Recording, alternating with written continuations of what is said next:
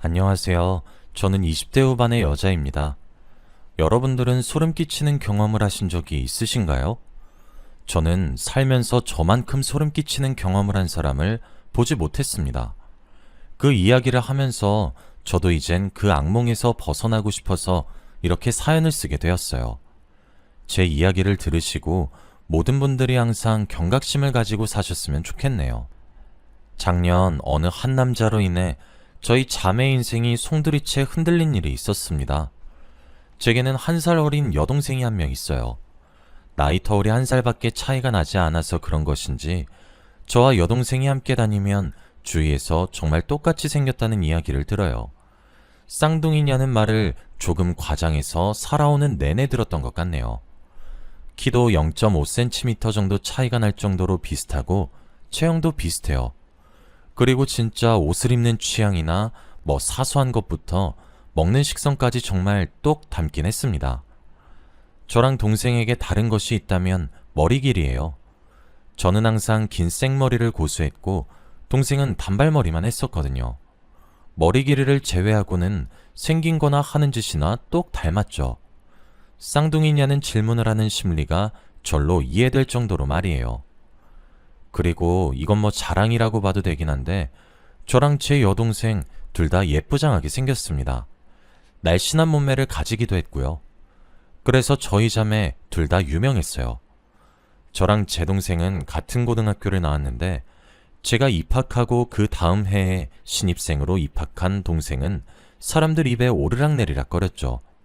제 동생이고 저와 똑 닮았다는 이유 하나만으로요. 제 여동생도 학교에서 인기가 엄청 많았고 유명한 자매였어요. 그렇게 고등학교 시절을 보냈고 대학에 제가 먼저 입학을 하게 되었는데 심지어 같은 지역의 다른 대학교에 붙어서 제가 먼저 서울로 상경했고 제 뒤를 따라 서울로 상경한 동생과 지금까지도 함께 살고 있습니다. 저희 자매는 아직 아무도 결혼을 하지 않았거든요. 제가 대학에 재학 중이던 시절에 저희 학과에 음침한 대학 동기가 한 명 있었습니다. 키는 무척이나 컸는데 제가 살면서 본 사람 중에 가장 뚱뚱한 사람이었어요. 머리는 좋은 것 같은데 음침한 분위기를 풍겨서 그런지 사람들이 다 멀리하는 그런 사람이었죠. 항상 두꺼운 안경을 쓰고 움츠리고 다녔고 매일 같은 옷을 입기도 하고 그래서 냄새도 나고 머리도 잘 감지 않고 그냥 좀 사람들이 멀리하게끔 하는 그런 사람이었거든요. 저와는 정반대인 사람이었어요. 저는 항상 주위에 사람들이 북적였고 밝은 분위기였다면 그런 저와는 완전히 상반되는 분위기를 가진 그런 사람이었죠. 제가 그때 착한 척이 하고 싶었던 것인지 오지랖이라는 병이 도진 거였는지 사람들의 입에 오르락내리락거리며 욕 들어먹고 지내는 게가 불쌍하게 느껴지더라고요. 그래서 조금 챙겨줬습니다. 그런데 그게 정말 그럴 수밖에 없었던 것이 MT처럼 단합을 목표로 1박 2일 이렇게 숙소를 잡아서 자고 오는 행사들이 대학교엔 참 많잖아요. 그런 자리에 그 아이는 매번 출석을 해요. 하지만 저희 학과 사람들이 다 피하니 제대로 놀기를 하겠습니까? 먹기를 하겠습니까? 이야기를 나누거나 추억을 쌓거나 그럴 수 없잖아요. 동기들끼리는 새벽 늦게까지도 부어라 마셔라 하며 한창 활기차게 노는데 구석의 벽에 앉아서 멀뚱멀뚱 바라보기만 하거나 아니면 먼저 방에 들어가서 잠을 자버리거나 그렇게 행동하더군요. 그러면서 매번 그런 자리마다 꼭 참여는 합니다. 개강하고 종강할 때마다 열리는 총회에도 제일 먼저 술집에 도착해 있고 그러는 애였어요. 그런데 그런 쓸쓸한 모습이 눈에 좀 밟히더군요. 술 먹는 자리에 꼬박꼬박 나오는데 어울리고 싶어하는 것이 눈에 보이는데 아무도 끼워주지 않으니 불쌍하다고 동정어린 생각을 가지고 있었던 것 같습니다. 그래서 그런 자리에서 제가 그 아이를 몇 번 챙겨줬습니다. 그렇다고 별스럽고 유난 떤 것이 아니라 정말 사소한 챙김이었어요. 술 게임을 하고 있을 때 제 옆자리에 불러 앉힌다거나 그런 식으로 말이에요. 이 안주 맛있다고 몇 마디 말을 걸어주거나 먼저 인사를 해주거나 진짜 그런 사소한 행동이었습니다. 그런데 저의 그런 행동들 덕에 그 아이는 저를 좋아하게 되었더라고요. 정상적인 방법이 아니라 아주 비정상적인 방법으로 말이에요. 언젠가부터 제가 가는 곳마다 그 아이가 나타나는 것 같았습니다. 저는 타지인 서울에서 대학교를 다녔기 때문에 자취를 했는데 저희 동네 근처에서 자주 보였어요. 자기도 근처에 산다고 얘기를 하면서 자신의 집을 가리켰는데 그 집이 제가 살고 있는 오피스텔의 바로 맞은편에 위치해 있었습니다. 처음엔 신기한 우연이라고 생각했고 종종 만나자고 하며 웃으면서 받아들였어요. 수업이 끝나고 종종 같이 귀가하고는 했죠. 그때까지도 별 의심은 품지 못했어요. 그냥 동네 친구가 생겼다 뭐 그 정도였죠. 그런데 뭔가 조금 이상한 느낌이 점점 들기 시작했어요. 자꾸 어딜 가든 마주치는 것 같다고 해야 하나? 기다렸다는 듯 마주치기 시작하니까 좀 의아하다고 생각했죠. 그런데 그건 제 착각이 아니었습니다. 그 아이는 저를 스토킹하고 있었어요. 제가 모르는 사이에 말이에요. 제가 알게 된 경위는 학교에서 일어난 싸움 때문이었습니다. 대학 생활을 새내기답게 즐기고 있었습니다. 과방에 가기 위해 동기 몇몇과 함께 복도를 거닐고 있는데 뒤에서 우당탕탕 소리가 들리더군요. 그때 저는 같은 과 동기랑 연애를 하고 있는 중이었어요. 캠퍼스 커플이었죠.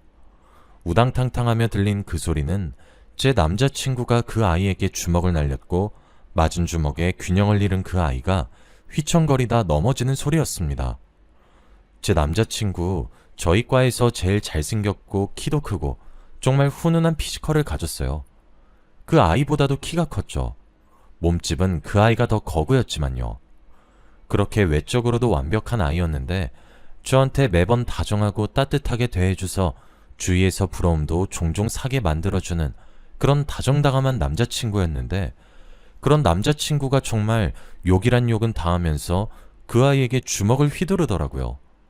저는 깜짝 놀라서 얼른 달려가 남자친구를 말리면서 왜 그러냐고 했어요. 남자친구는 흥분을 가라앉히지도 않은 채 경찰에 신고하더군요. 그리고 그 틈에 그 아이가 도망을 가려고 했는데 남자친구가 바닥에 깔아 뭉개고 그 위에 앉아서 포박하듯 도망도 못 치게 하더군요. 저는 영문도 몰랐지만 무섭게 화를 내는 남자친구가 오히려 무섭게 느껴졌어요. 남자친구는 저 멀리 날아간 그 아이의 휴대폰을 집어오라고 했고 전 시키는 대로 했어요. 저희 과가 있는 층이라 그런지 선배들 동기들 너나 할 것 없이 복도로 나와 구경하고 말리고 있더군요. 그 사이 경찰이 도착했고 남자친구는 순순히 그 아이를 풀어주었습니다. 그런데 경찰에 제 남자친구를 고발하듯 행동할 거라고 생각했는데 묵비권을 행사하더군요.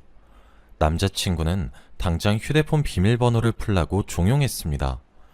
저를 보호하듯 뒤로 숨기면서 말이에요. 그러면서 경찰에게 저를 몰래 촬영하는 것을 목격했다고 얘기를 하더군요. 저는 깜짝 놀랐습니다. 아니, 그 자리에 있는 모두가 깜짝 놀랐죠. 그런데 하얗게 질린 채로 끝까지 거부를 하더라고요. 함께 온 여경찰이 이러면 서로 연행해 가는 수가 있다며 으름장을 놓으니 어거지로 휴대폰 비밀번호를 풀더라고요. 거의 울먹이듯 훌쩍이면서 말이에요. 그리고 휴대폰 안엔 정말 끔찍한 것들이 담겨 있었습니다. 그동안 하루에 수백 장은 좋게 찍은 모양인지 제 이름으로 된 사진 폴더가 따로 있더군요. 10,000장이 넘는 사진과 동영상들이 있었죠. 저희 집 맞은편 오피스텔에 사는 것은 알고 있었는데 저와 같은 층에서 사는 줄은 몰랐어요. 정말 창문을 열어 밖을 쳐다보면 바로 제 집이 보이더라고요. 항상 블라인드가 쳐져 있던 집이 있었는데 그게 그 아이의 집이었고 블라인드 사이에 카메라 렌즈를 고정해 제 일상생활을 내내 훔쳐보고 있었더군요.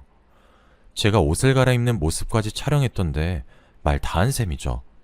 그뿐만이 아니라 제가 오고 가는 등하굣길, 도서관에서 공부하는 모습, 동아리에서 노는 모습, 거기 있는 모든 사진과 동영상들이 제가 모르는 사이에 찍힌 거였습니다. 그리고 이번에도 복도에서 제 뒷모습을 몰래 촬영하고 있었는데 거기에 정신이 팔려 뒤에서 조용히 다가오는 제 남자친구의 기척을 느끼지 못한 것이었고 그렇게 들키게 된 것이죠. 비틀거리니 남자친구가 제 몸을 받쳐주는 듯 했어요. 그리고 남자친구는 경찰서에 가서 얘기하자고 그 아이를 기어 후 신고했죠.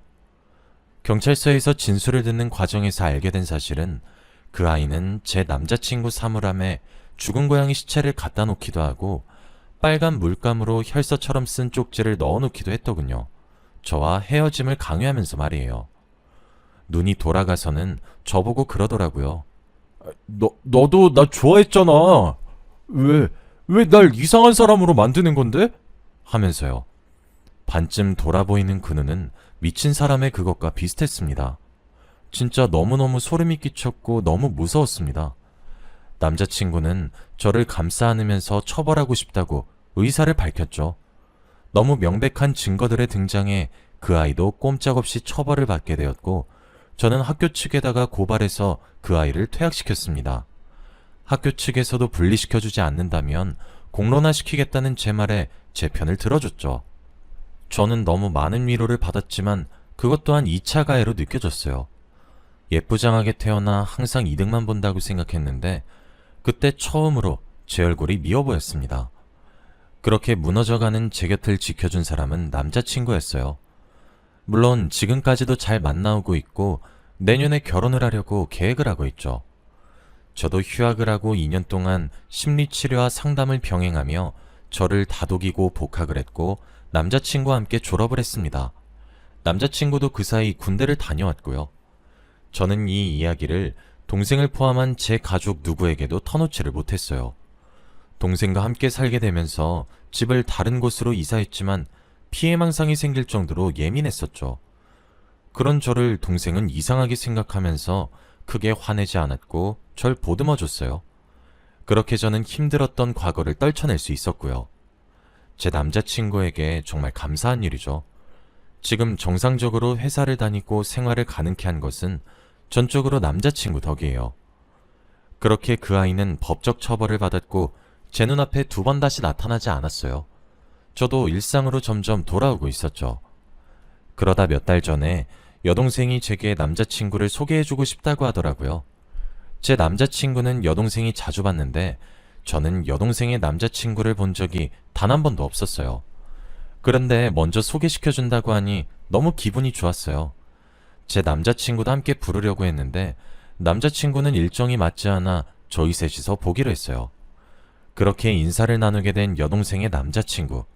서글서글한 얼굴에 큰 키를 가지고 있었고 직업도 괜찮아 보이더라고요.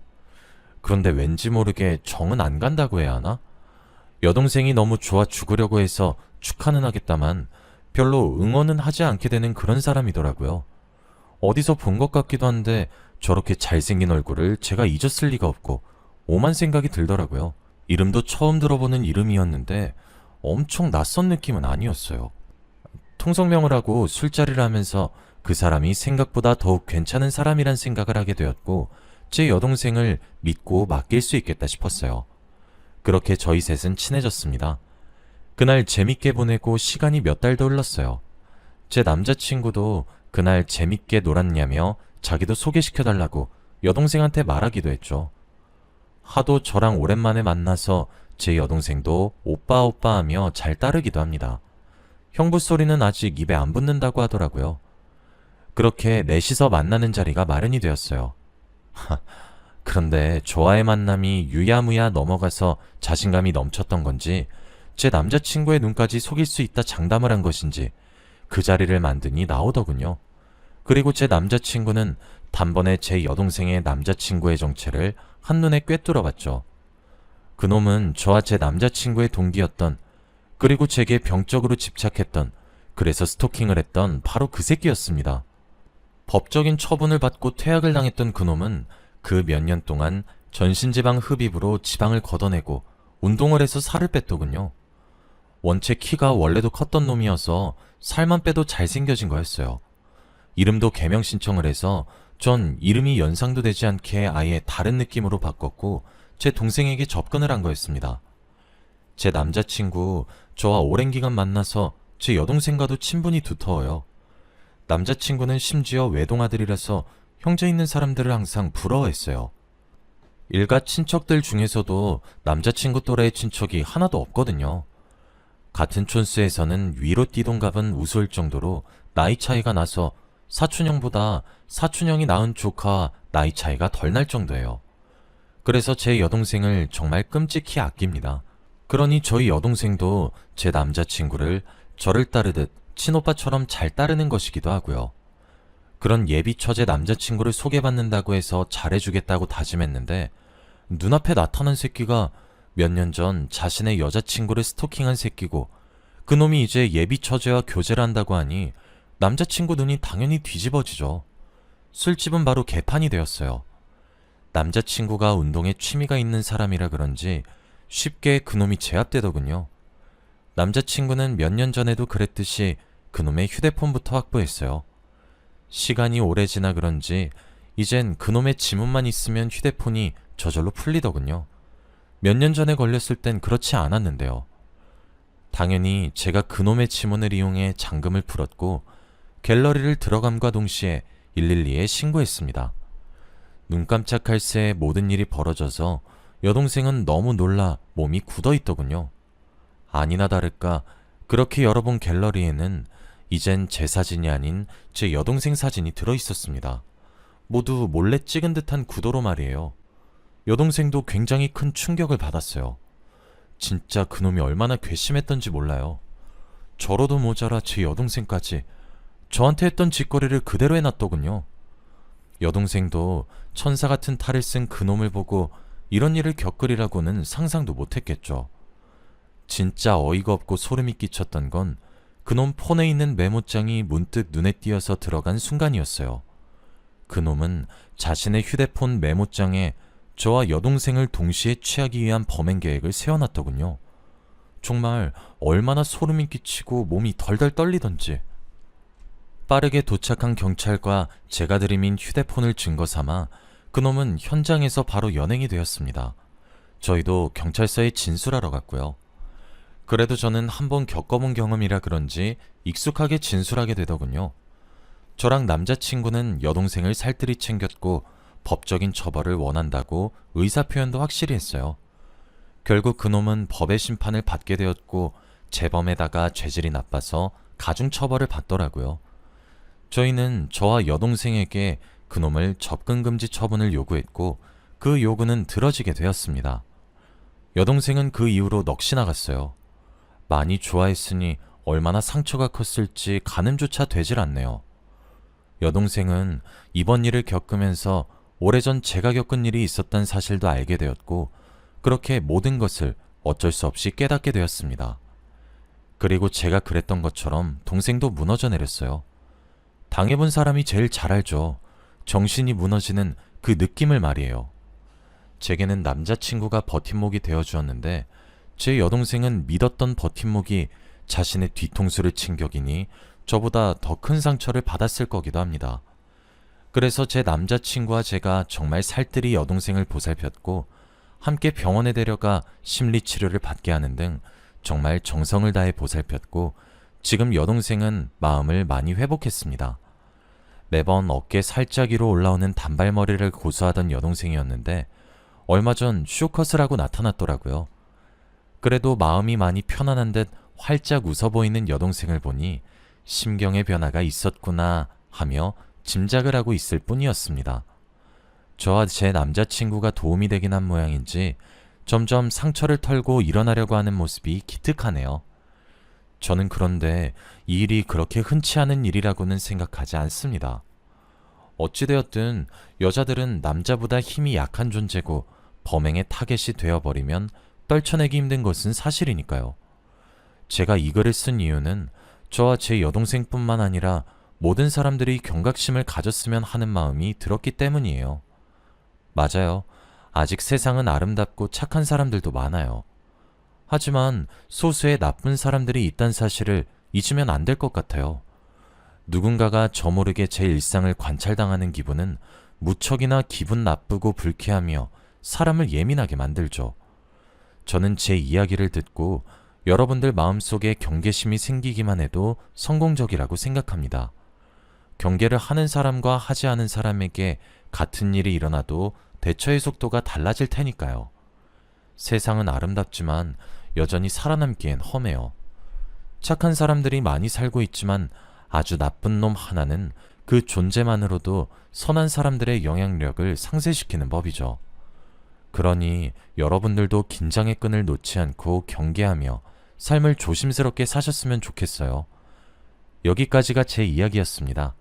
긴 이야기 들어주셔서 감사합니다.